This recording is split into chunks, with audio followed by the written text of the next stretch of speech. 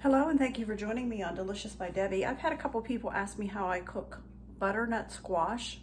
It's a very hard squash to peel. It's just so hard. It's very hard to peel. So I do mine in the oven. I bake it in the oven and then I scoop the flesh of it out that I want, and it's so tender then that it just mashes up.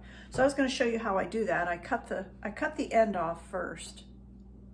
Got that out of the way, and now I'm slicing down through it to cut it in half. Now I have it cut in half. And I scoop out the seeds. It really is very easy to prepare.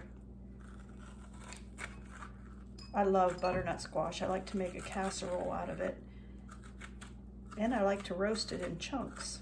But this one I'm gonna cook it so that it mashes up.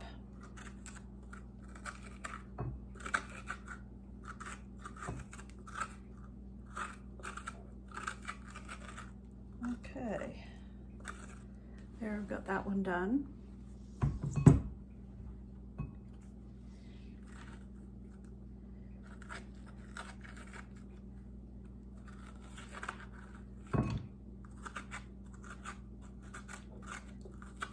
Not really too hard to clean out. And I've already washed the outside of it, so the outside of it's all clean. All right, now you could save those butternut squash seeds if you wanted to and roast them, but I don't do that. All right, the next thing we want to do is turn it upside down in a pan. I'm going to see if I can fit both halves in here. I can't. I'm going to try this over pan. It's kind of stretched out a little bit. See if it'll fit in there. Yes, fits perfectly down in the bottom of that. I'm going to add about 1/4 to 1/2 cup of water in it.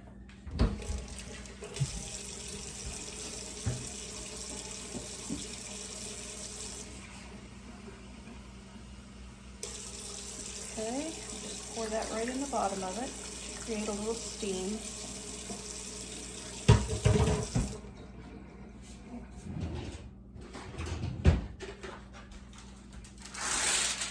I'm going to cover it with foil.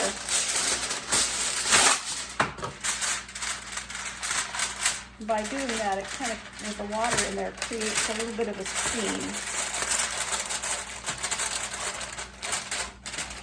Okay, I have my oven on 350, and as soon as it heats up, I'm going to put this in the oven for 45 minutes to an hour, and then I'll come back and show it to you.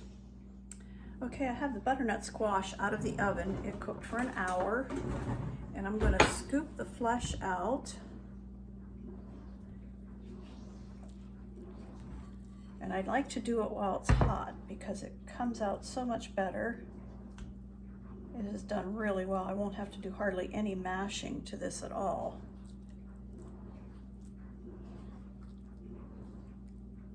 Let me see if I can get the camera a little bit closer.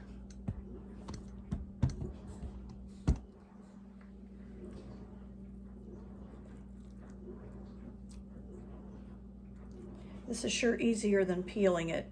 These are so hard to peel.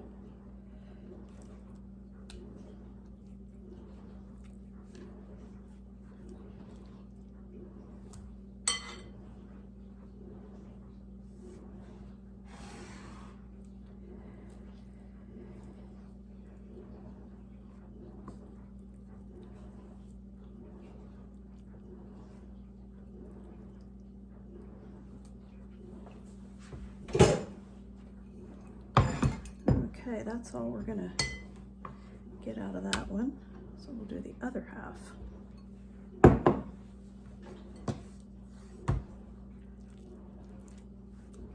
One squash makes quite a bit. I'm gonna use a little bit of this and make a squash casserole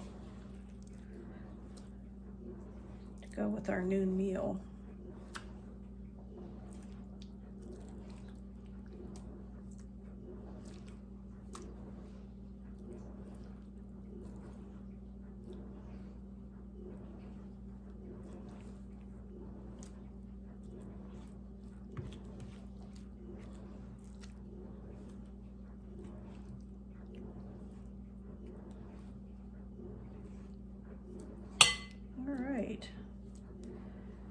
little bit of skin on that piece. I'm gonna get that out of there. Okay. All right, well that's a good sized bowl of squash just from one.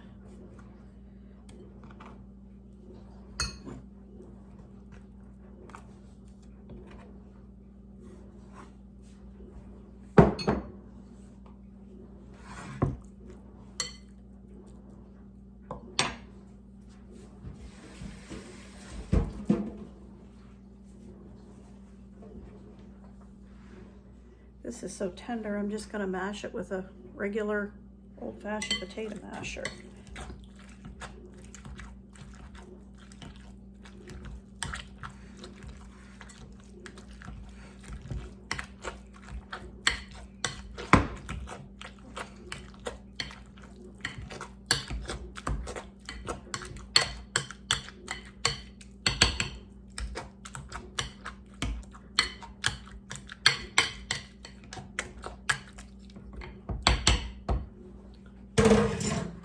Okay. Some people, now I like it just like this with a little bit of butter and salt and pepper on it. I have actually had people tell me they use this in place of pumpkin for pumpkin pie. No reason you couldn't. Time you add all the spices and everything in it, you're not going to know it's not pumpkin. But I have a casserole that I want to make with this, and I'll come back and show you that. Okay, I'm going to go ahead and put this butternut squash casserole together, and then after I bake it, then I'll show you how I put the topping on. But for now, I want to take a couple tablespoons of soft butter.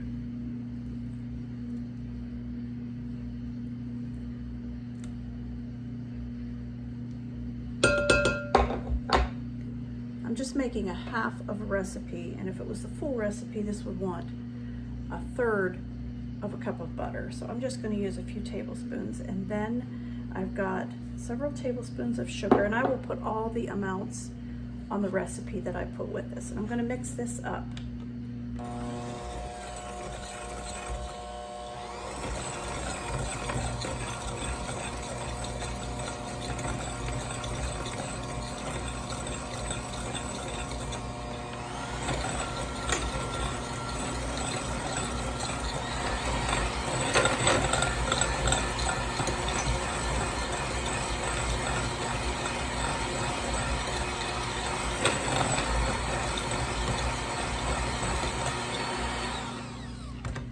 And to that, I'm going to add 2.5 ounces of evaporated milk,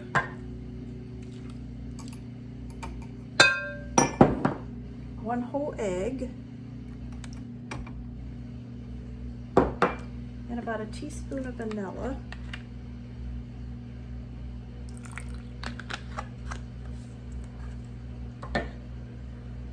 And we're going to mix that in.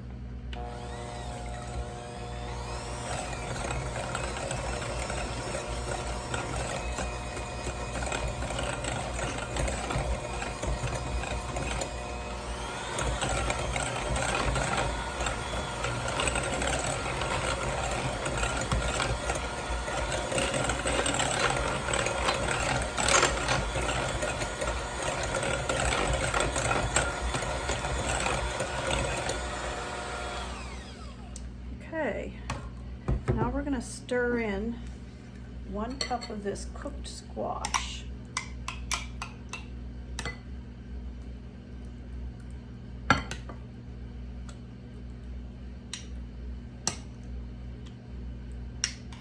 There we go.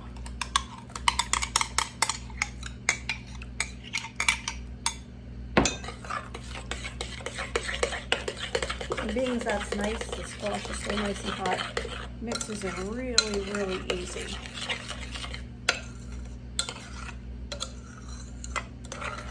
And I'm going to go get me a dish to put this in. Okay, I have this little 8-inch square pan. I'm going to put it in here to bake it.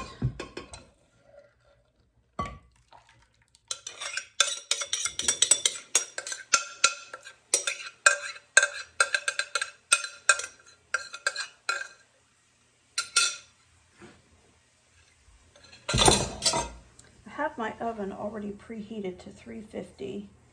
So I'm going to bake this, probably about 30 minutes, but I'll let you know for sure when I am finished baking. Let's go ahead and make the topping that's going to go on the squash casserole after it's done baking and it's pretty well set up. Then I'll take it out of the oven and we'll put this topping on it and put it back in the oven for a few minutes. So I have 2 tablespoons of butter melted already. To that, I'm going to add 1/4 cup of brown sugar, and I'm using this Truvia, and it is really sweet, so I'm not going to use a whole 1/4 cup. It really doesn't need that. I want 1/4 cup of chopped pecans, and I've already chopped them in my handy dandy very old nut chopper. So I want 1/4 cup. I like to buy my pecans from Sam's Club bulk, keep them in the freezer. And I want 1/2 cup of Rice Krispies, and as you can see, this is not the Rice Krispies brand, but it doesn't really matter.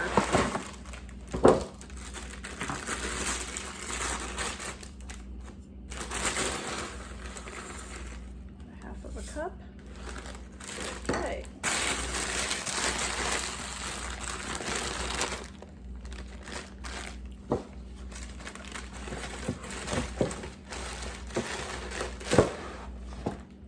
And then we're just going to mix that all up.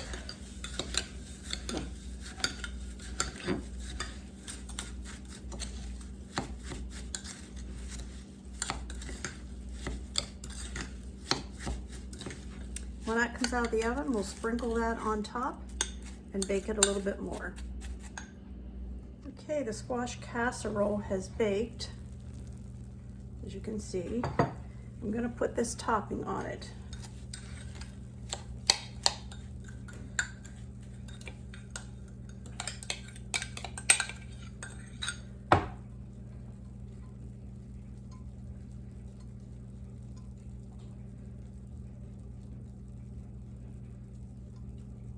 And I'm going to put this back in the oven for about 10 minutes. And then it will be completely finished. And I just wanted to show you too, I took what squash I had left from that whole squash, and I had 2 cups.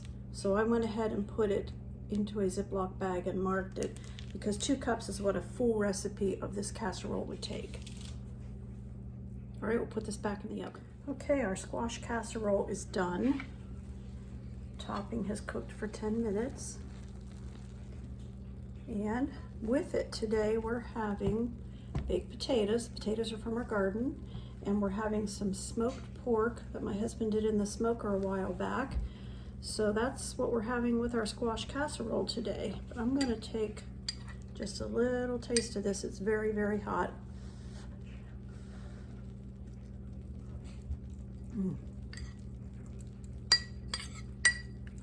That is very good. Thank you for watching.